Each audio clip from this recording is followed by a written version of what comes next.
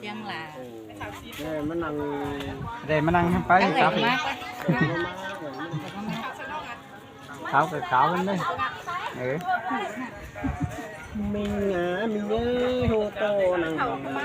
ตีเต้าตีคนเดียวเธอฟัง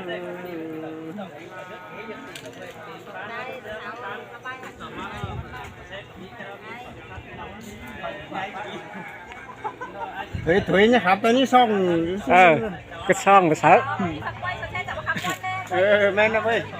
เดี๋ยวเดี๋ยวมากูจะไปกันนี่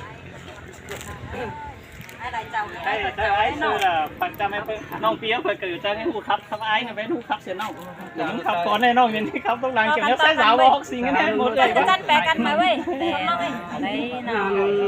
นี่ดอกเกี่ยวกินเนื้อบุญปานไอ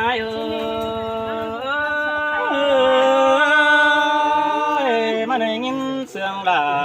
ยินเสียงเกินเดี๋ยวมีเงยเป็น